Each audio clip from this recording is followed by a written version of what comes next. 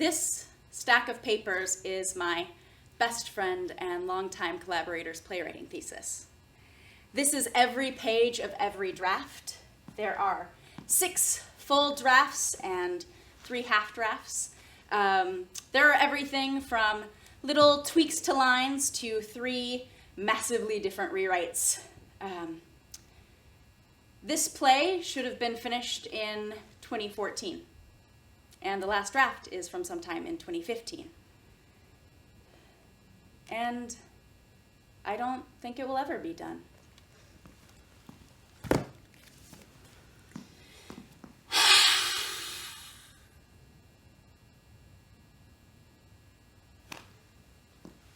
What is Wrong, What is Right? A Modern Tragedy by Nate Harpel in 2 to 3 acts, depending upon the draft. This play takes place in 1995 in Aberdeen, Washington. Aberdeen is probably best, or rather only, known as the birthplace of Kurt Cobain. This play follows a family as they deal with a tragedy. Their son, who had been a drifter or a train hopper, is struck by a train and killed, and the play follows the family as they unravel with their grief. The teenage daughter, Ada, focuses on getting out of this shithole town, and to do so, she begins to explore her capital as a sexual human being. In some versions, she makes homemade porn, and others she takes racy photographs. The mother character decides to deal with her grief by throwing herself into her work as a logging contractor. In every draft of the play, she encounters a protester who's chained themselves to a tree that she needs to cut down to build a road. In every draft of the play, she decides to try and save the tree, to reroute the road. In some drafts, she sleeps with the protester. In some drafts, she offers to run away from her family, sometimes with the protester and sometimes not. And her motivation for trying to save the tree differs from draft to draft. In later versions, she does it as an homage to her son, wanting to do something without regard for the consequences. And then the father becomes enraptured with the idea of dealing with his grief through his religious practice. And in later drafts, he freezes to death while meditating outdoors in the cold. I'm not actually interested in the contents of these texts as much as I'm interested in what this text represents, what all of these pages are trying to do but cannot. What I'm interested in is the failure of an artistic venture. Who here identifies as an artist? Just a show of hands. I'm not going to call on you or make you come up here. It's not that kind of show. Who here identifies as an artist? Right. An artist, according to the Oxford Dictionary, a person who produces paintings or drawings as a profession or hobby. A little limiting, but who here identifies as an artist using this definition? Yeah. I think it could be expanded upon. It doesn't even include all visual artists, what about sculptors? But also I have a problem with profession or hobby. Few of us, especially in the United States, will be lucky enough to make most or all of our income from our practice. However, everyone who is identified as an artist has had someone call their practice a hobby and wanted to punch them in the face. According to Wikipedia, an artist is a person engaged in activity relating to or practicing the arts or demonstrating an art. Artist is a descriptive term applied to a person who engages in an activity deemed to be an art. An artist may also be defined unofficially as a person who expresses him or her or themselves through a medium. The word is also used in a qualitative sense of a person creative in, innovative in, or adept at an artistic practice. Most often, the term describes those who create within a context of the fine arts or high culture. Activities such as drawing, painting, sculpture, acting, dancing, writing, filmmaking, new media, photography, and music. People who use imagination, talent, or skill to create works that may be judged to have an aesthetic value. Art historians and critics define artists as those who produce art within a recognized or recognizable medium. Who here identifies as an artist using this definition? Yeah. Right. Who here has ever failed at something? Again, no stories, just a show of hands. Failure, according to The Oxford Dictionary. Whoops. A lack of success. According to Wikipedia. Failure is a state or condition of not meeting a desirable or intended objective and may be viewed as the opposite of success. All right, both of these are pretty clear-cut, but also I think leave a lot of room for subjectivity. Like, how do you know when you failed at something? Is there some sort of universal meter? Or does it kind of vary? I mean, what if something meets your expectations but fails to meet mine? Yeah, this play isn't finished, and it probably never will be, but look at how many pages Nate wrote. That's so much time and energy and effort. Is it really all for nothing? Or is failing as an artist something more ephemeral? Who here has been afraid that one day their creativity will just run out? Who here is afraid that one day they'll wake up and realize they don't feel the need to make anything anymore? Let's look at those words again.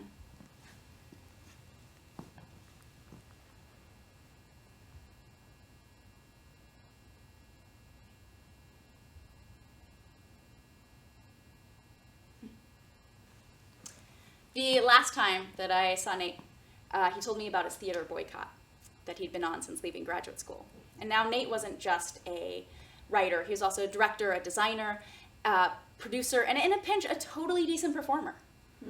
And also a composer and a musician, and the kind of person who can literally just pick up any instrument and play it. Like, just pick it up and play it. And he hasn't done any of those things since leaving graduate school. How do you get burned so bad? So that's Nate, and that's me. And Nate and I met sometime between 2002 and 2004. But it was not until April 16th, 2004 that we became friends. This was the night of Nate's 22nd birthday celebration, and I had just turned 20 about a week earlier. And I showed up to the party at his house, and he opened the door and he said, "I'm so glad you came. You're my favorite new person." And that was the moment I knew he would be a part of my life forever. After the birthday meeting, our friendship and collaboration really took off, and Nate gets me as an artist in the way few people ever have.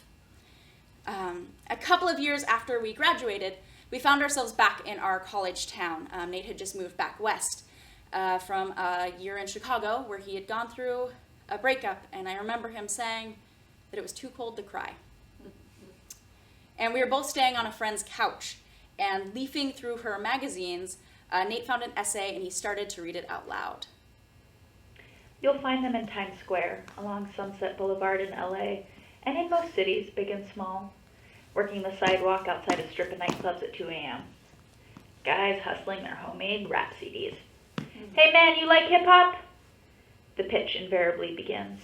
Nod your head ever so slightly, and you'll have a pair of headphones slipped over you, a ragtag beat banging in your ears. After a 30-second taste, they'll try and sell you their album for $5 to $10, though they'll take $3, even one, if you care to bargain.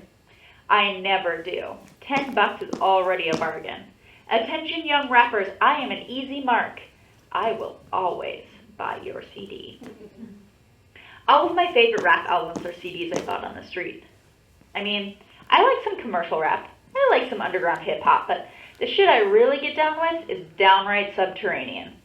I love the murky production values.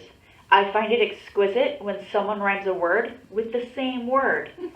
But it's not the campiness that captivates me. It's the urgent sincerity, the flares of emotion, the specificities of small but stinging daily struggles. Inside the odd, sparse beats and untreated vocals, I can imagine the scene where the music was recorded. 3 teenagers in a makeshift basement studio, joined perhaps by a couple of younger siblings, one looking on watchfully, the other tugging at a pant leg, demanding a turn with the mic. I don't want my rappers driving Escalades. I want them bagging rides from their friends or driving the same beat-up piece of shit as me. Thankfully, the sleek and sanded major label concoctions on sale at Circuit City are counterbalanced by the hundreds, maybe thousands of great, unheard albums, like, for instance, Showtime's Once the Gate Drops. Showtime is Andre Jackson, from the Soundview neighborhood of the South Bronx. I met him a few years ago when he was 18, hawking his CDs on the subway. And by the time I'd listened all the way through his album, I was a fan for life. Highlights: Friday Night, an elegy to club hopping, Love of My Life, a rugged, wistful ballad, and High Rolla, where he boasts of stacks of cash he surely doesn't have. These kind of songs are hallmarks of homemade rap albums. The thing is, when broke rappers rap about driving Range Rovers and Benzes and wearing diamonds the size of fists, their voices crack with kind of a hopeless hopefulness that delivers its own particular brand of heartbreak. Not every rap album you buy directly from the rapper who rapped it is a work of undiscovered brilliance. Some are unlistenable, some don't play in any CD player, or are actually blank. But this element of mystery and intrigue is part of the excitement. And by and large, there's magic in these CDs. Mississippi's G-Town Hustlers, Phoenix, Arizona's D-Shot, Classified from Halifax, Nova Scotia. These are the rap world's Daniel Johnstons, recording in bedrooms, in love with making music, a bit addled perhaps, but also a bit visionary. I can't try and help but respect the punk rock DIY spirit of anyone who makes art and tries to sell it to strangers on the street. After all, I do the same shit myself. Every year I hop in a van and go city to city selling my zines. The best track on Showtime's album, by a long shot, is S-H-O-T-I-M-E, which has replaced Metallica's One as my hype song when I'm out in my van, drinking before a Found magazine show. It's a fierce anthem, grimy as fuck. Showtime shouts, grunts, and even growls the refrain. I'm on the grind. I'm on the grind. One night of our Found tour last fall, my Belgian friend Benoit, who was playing roadie, asked me in his clipped accent, "What is this, grind?" "This is the grind," I explained, selling magazines out of the back of a van, sleeping on park benches. Benoit nodded gravely and took a sip of his maker's mark. Then he looked up at me with a thoughtful look. "I also am on the grind?" "Yes, Benoit, you also are on the grind, and I am on the grind, both of us." And Showtime. We clunked whiskey bottles. To the grind. That weekend, Nate and I decided to start a theater company, just like everybody who goes to undergraduate together. And we decided to move to Portland, Oregon, and our company was called the Working Theater Collective. And it was rough. I moved to Portland about 2 weeks after the economy tanked in 2008. And it was the kind of rough where you sleep on people's couches for 5 months, and the kind of rough where you don't have a job for 7 months, and then when you do, it really doesn't pay. And the kind where you apply for food stamps for the first but not the last time. But despite that, we put up 2 shows, one in the one-car garage of Nate's house, and the other that toured the city to 14 different locations on Valentine's Day. And we had 3 more planned for that season. The art scene in Portland was warm and welcoming and good, even if the economy was not. This photo is from opening night of our first show, A Story That Ends and Begins with a Dream, which Nate wrote, Nate, there in the white, and I directed, right down there. And then the 3 people in the middle were the performers in the show, and then the other 2 people helped produce it. And this is our theater company. Mm-hmm. I'm always so much shorter than everybody else. You might be asking yourself, why Nate? I don't know. Why anybody? What's so great about this guy? I don't know. Why does someone inspire you? Why does someone spark you creatively? Why does someone make you feel like you can do anything, and someone else just kind of leave you feeling meh? Nate is someone who makes me feel like all the art I want to make is within reach of my hands. And he's someone that I thought I would make work with forever. And then he just stops. Like, we were doing the thing, we were doing it together, we were making it happen, we were on the gridiron, and now we're not. We're not doing it together. Only one of us is doing it all. And who's to say I won't have my own stack of papers weighing me down someday?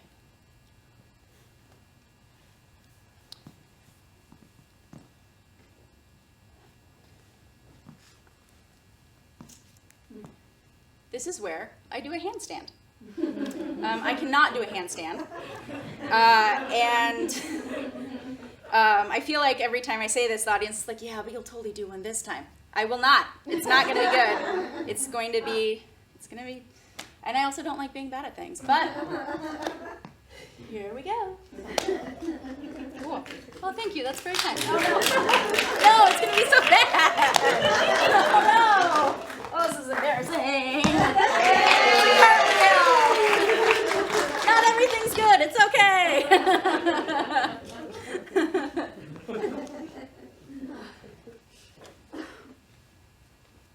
This show. This is a show that I directed over a decade ago that people still tell me that they think about regularly. It's a sign of a successful piece, right? Mm-hmm. People thinking about your work years after you've made it. This show is really hard. Like top 3 most painful art experiences of my life. It was a long process.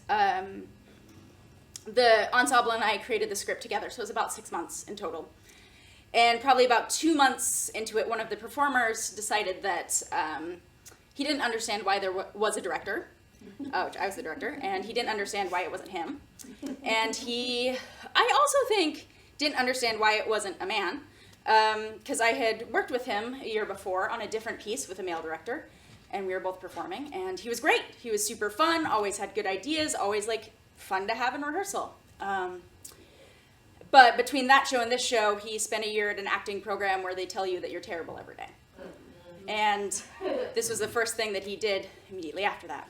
And he started doing things like asking for time to facilitate rehearsal or bring in new material. And when that time would come, he'd be like, oh yeah, I didn't do that. I didn't bring anything in. And started threatening to drop out of the show all of the time. And I was trying to keep this out of rehearsal, but honestly, like, I probably wasn't always my best self. Like, I was working from a place of fear for months. And later I learned he had also been doing this to 2 of the other performers in the show, so they were also trying to get him to stay into this piece. And it all came to a head one night. We were working on some new material, and I, the director, gave one of the performers a bit of direction, like something really super bland, like, next time we do this, try this. And the performer was like, okay, sure, great, and is like writing it down.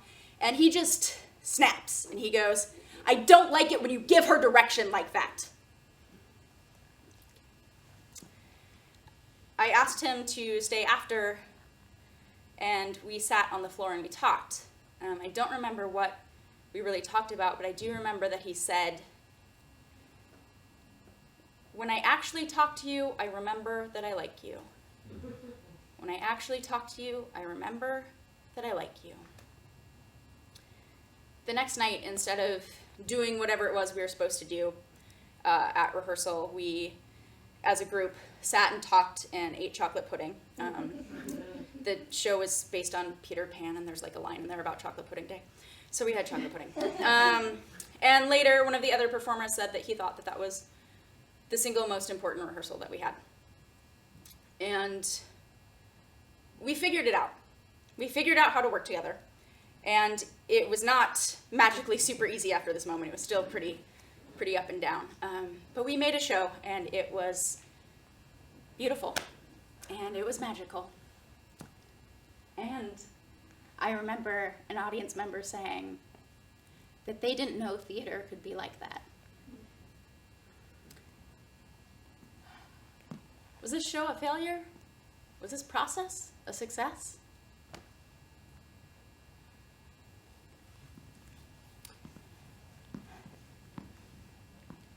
There's a scene in early drafts of What is Wrong, What is Right that takes place at a high school football game. It's at halftime, and there's a marching band playing Tusk by Fleetwood Mac. It gets cut in later drafts, which I think is understandable. I assume marching bands are expensive. But I really liked it, so I'm going to bring it back. But you'll have to imagine the marching band part. All right. I am ready whenever you're ready.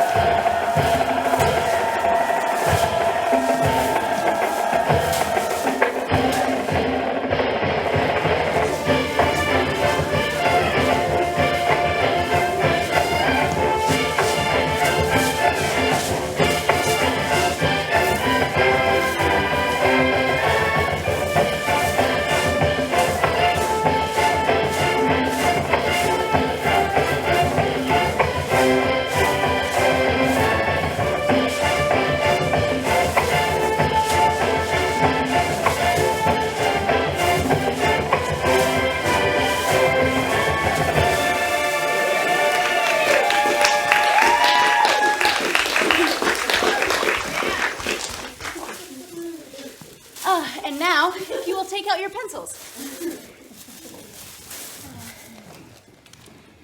I am going to hand out a piece of paper. And on this piece of paper, I want you to write down something that someone has said to you that was critical, but the kind where they forgot the constructive part.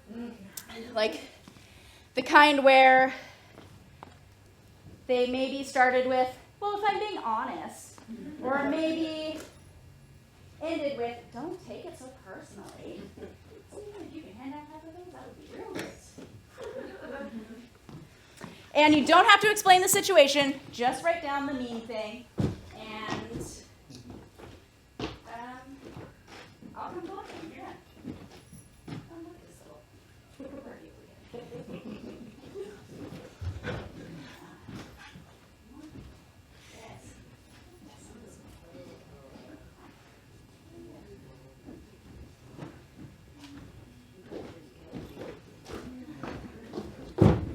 Does anyone need a piece of paper? Would you like one? I will give you a pencil as well.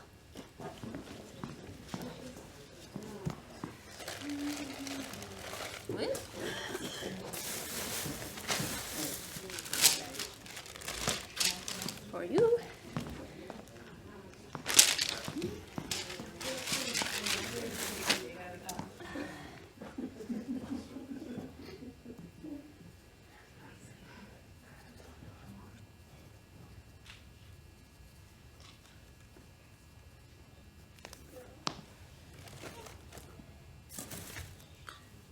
Okay, I'm going to have a little sip of water, and then I'm going to start collecting papers.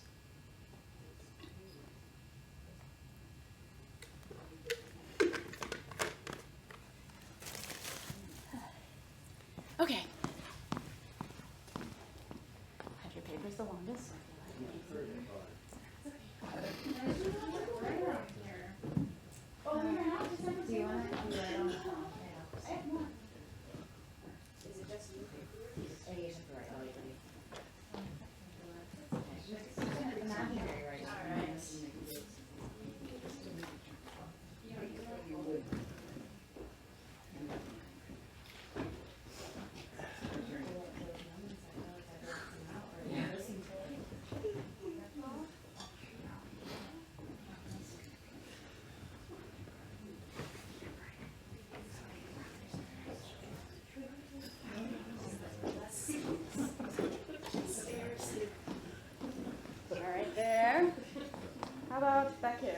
papers?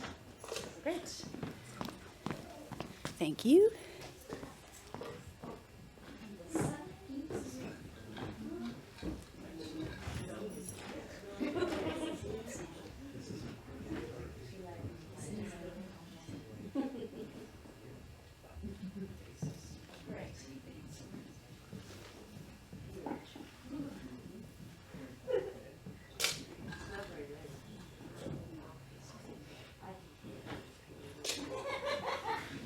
It happens all the time. It's not just you. All right. Do I have everybody's? No. Okay. Great. It's okay.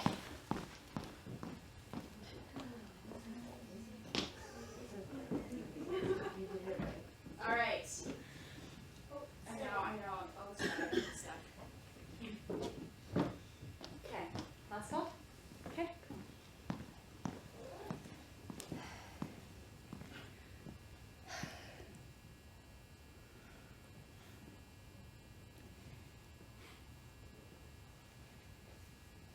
I have this coworker.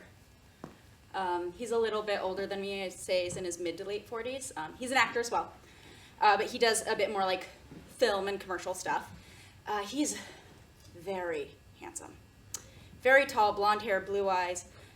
Grows a really nice beard. And he gets cast in stuff like pretty regularly. And he talks a lot about wanting to move out to LA, but wanting to get a couple more credits on his resume before he does that. And he was drinking one night with his girlfriend, and actually, I think he's gonna do like really well in his 50s. Like, I think that's when his stride is just gonna come into being. He just has that kind of look about him, But he was drinking with his girlfriend, and I actually, when I met her, my opinion of my coworker went up. First of all, she's age appropriate. Second of all, she's like a total boss at her job, doing something that's like not at all arts related. And then, even though my coworker's like this super macho dude, you can totally tell that she's the one in charge in their relationship. And so I kind of liked her. But they were drinking one night, and they were pretty far into their bottle of wine. And he starts talking about wanting to move out to LA, wanting to get those credits on his resume, etc. And she turns to him and she goes, babe, when are you going to realize that if that was going to happen for you, it would have happened by now? When are you going to realize you need to give this up? And so he was telling me this one night at work in the quiet before the dinner rush. And he said, what do you say to that? And I was honest with him, and I said, I don't know. I don't know what you say when you realize that the person who's supposed to support your dreams thinks you should give them up. I don't know what you say when you realize that the person that you are building a life with thinks you're wasting yours. And here, we have all of these things that people have said to us, that have hurt us, that we have held on to for however long, for whatever reason, and I want to invite us to let them go. And so if you will just all take a collective breath, that would be great. And so let's breathe in and breathe out. And if that's not enough, we're going to light them on fire.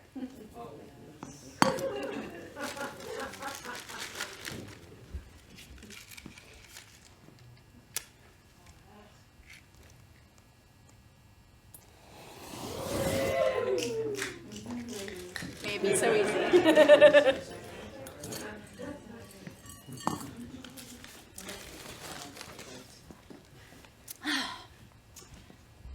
There is a character in What is Wrong, What is Right that I am really intrigued by. It's the protester character, who actually doesn't even get a name until draft 5. But even though that they have chained themselves to an old-growth tree that the mother character is supposed to cut down to build a road, they are very pessimistic. They say things like, they pick losing battles, and that eventually this tree will be turned into so much kindling. But despite this, they are still chained to this tree, and they spur the mother character to reroute the road to save the tree. This is, of course, after they have slept together.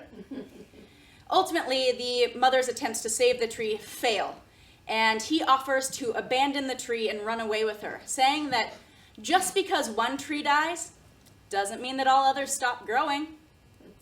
His final words, starting in draft 3, are, "Fuck this tree, it's cold out here." I get so angry every time I read these words. How can someone give up on their ideals so easily, so quickly? And I cannot help but feel that this is a metaphor for Nate and his art making.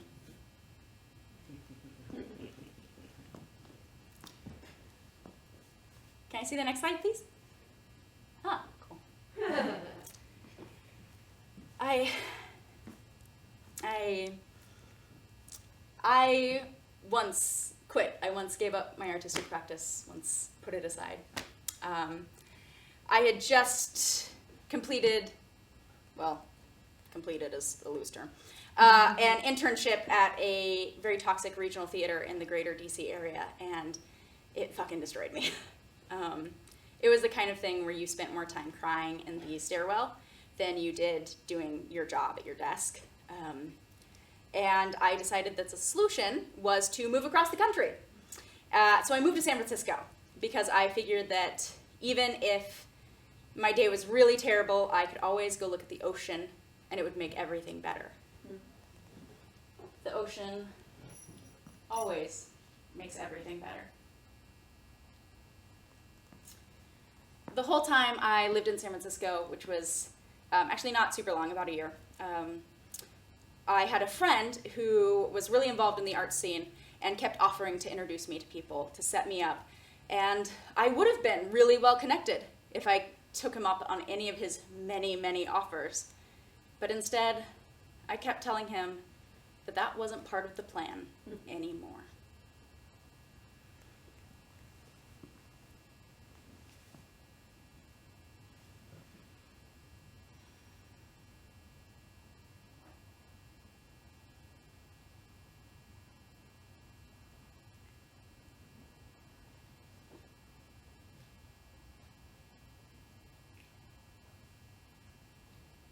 I get up in the evening and I ain't got nothing to say. I come home in the morning. I go to bed feeling the same way. I ain't nothing but tired. Man, I'm just tired and bored of myself. Hey there, baby.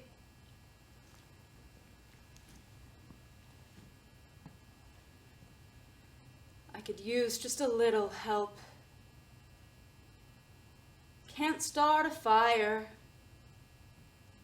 Can't start a fire without a spark. This gun's for hire,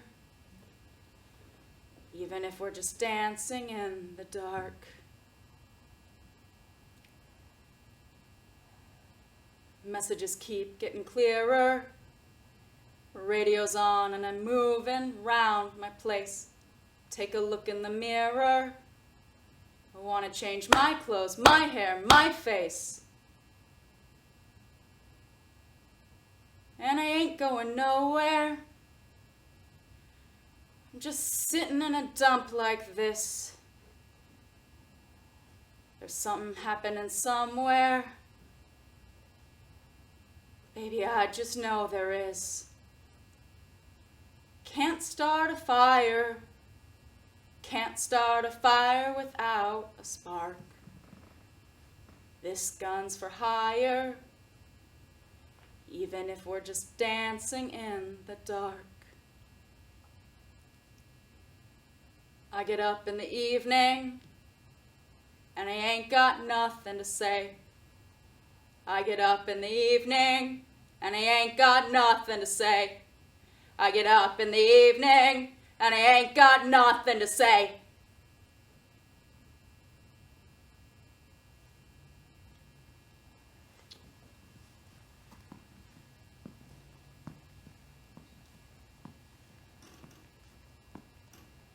we probably all know that Beckett quote, that one that's as beloved by theater people as it is by business people. Ever tried, ever failed, no matter, try again, fail better. People get really caught up in that last phrase, that fail better. If you do a quick Google search, you'll find that phrase plastered across everything from some tech bro's bicep tattoo to an inspirational wall hanging that would surely have Beckett spinning in his grave. But for me, the key phrase isn't fail better, but try again. Try again, try again, try again, try again.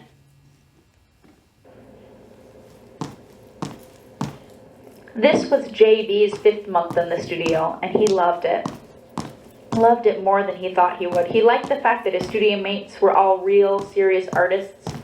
He could have never worked in Ezra's place, not only because he believed what his favorite professor had once told him, that you should never paint where you fucked, but because to work in Ezra's was to be constantly surrounded and interrupted by dilettantes.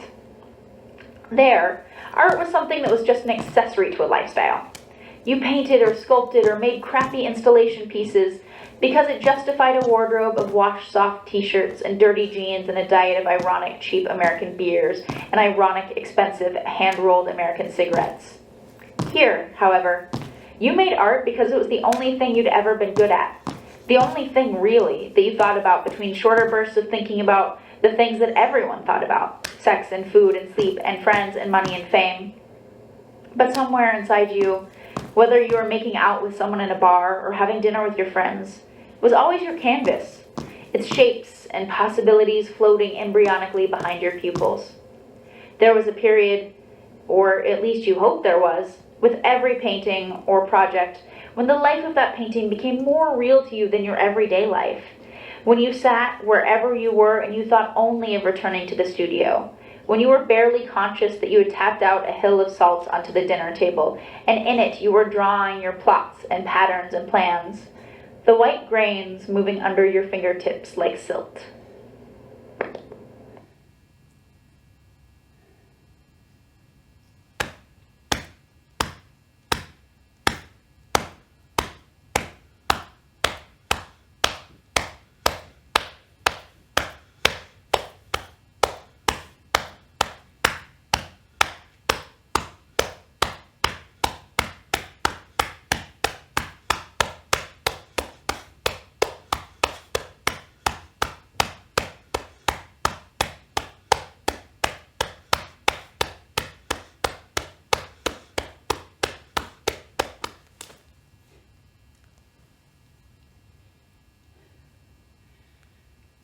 Can we look at photos of cute cats now?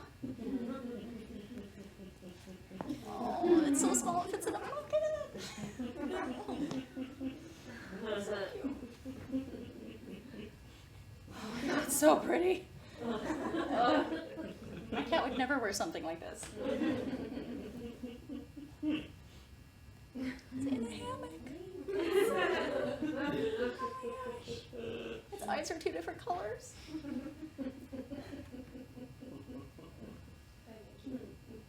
Can we look at one more cute cat photo? Oh my God. Oh, look at his belly. Oh, so cute.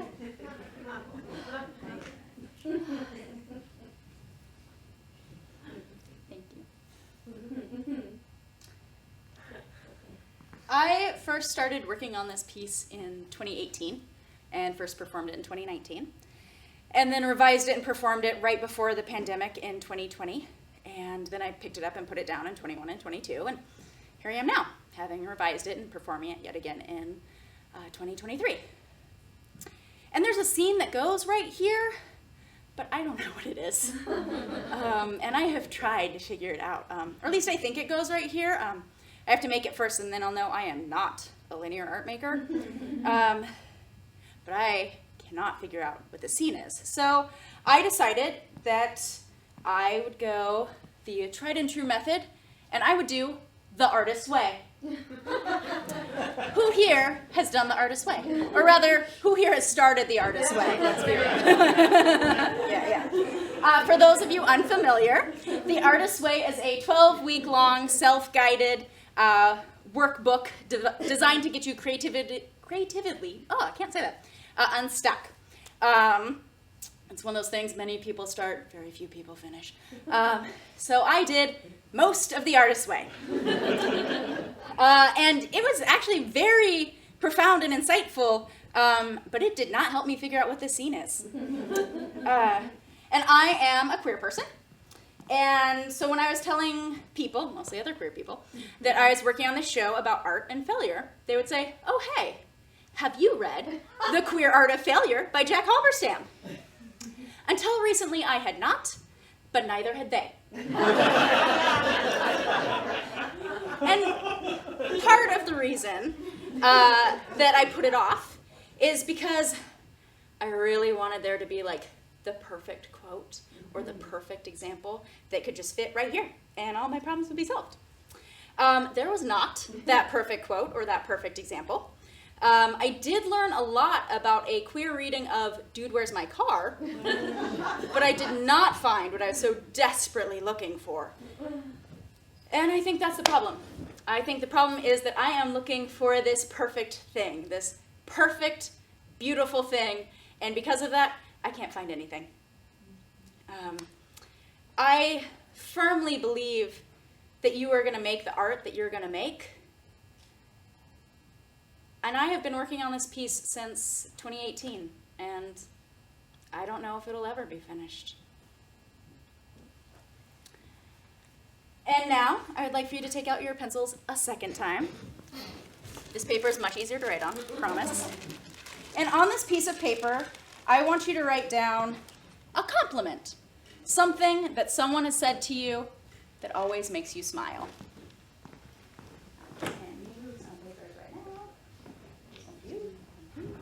And when you're finished, fold it in half. Oops, sorry, I kicked something.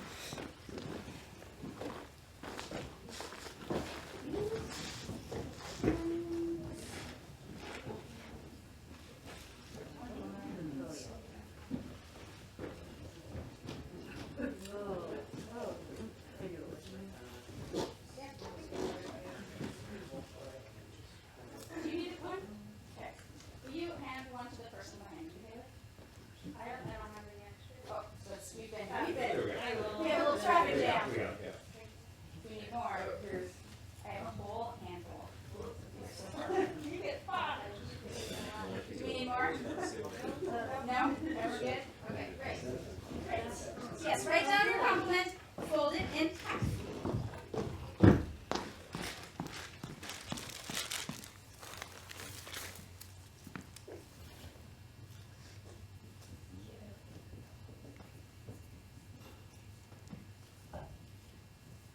And again, just the sentence, don't need any explanation.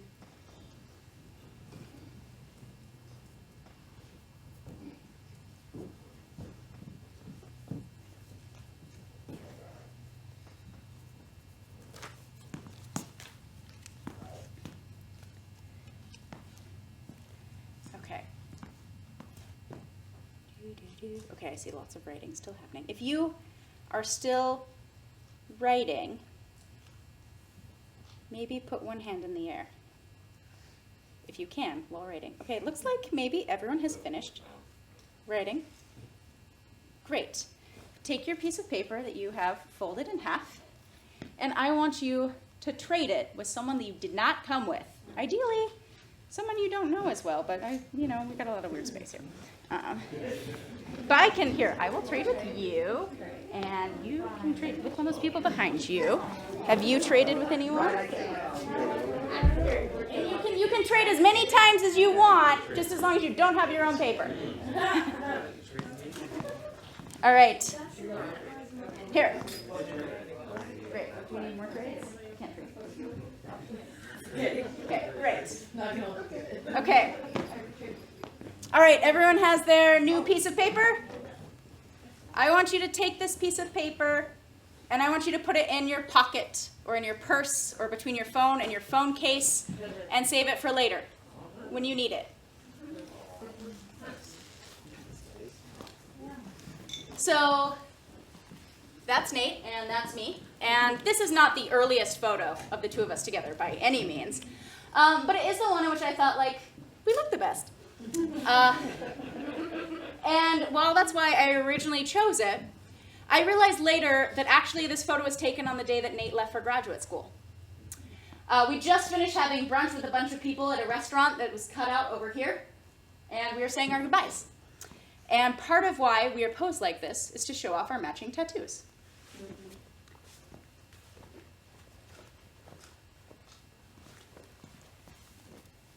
And so the first tattoo that we got together is this hammer, which is the logo for our theater collective, the Working Theater Collective. And we got that at about the 1-year mark of having the company. And we figured that even if it didn't last forever, it was still a cool thing we did together. And underneath, we got 1 year on April 16th in commemoration of our friendship. And that one says, "On the Grizzine." In the moments after this photo was taken, I imagined that we hugged, said that we'd miss each other, that we loved each other, and Nate got in his moving van and I got on my bicycle and we went our separate ways. Who knew when we were taking that photograph or when we were getting these tattoos that this is where we would be now? The last time I saw Nate, he told me he was thinking of starting to write again. And later, his wife told me that she's found him some mornings typing away at the computer. She hasn't asked him what it's about, preferring to leave him undisturbed, as if it's something fleeting. And actually, it all reminds me of a line from What Is Wrong, What Is Right. It first appears in draft 5, and then appears in every draft thereafter. And it's spoken by the teenage daughter, Ada.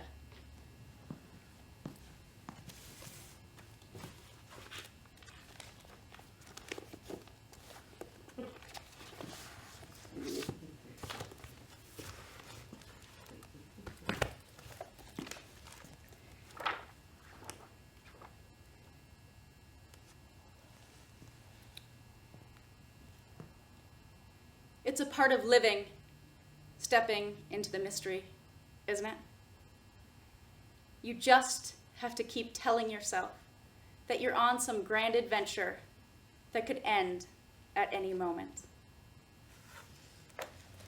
Thank you.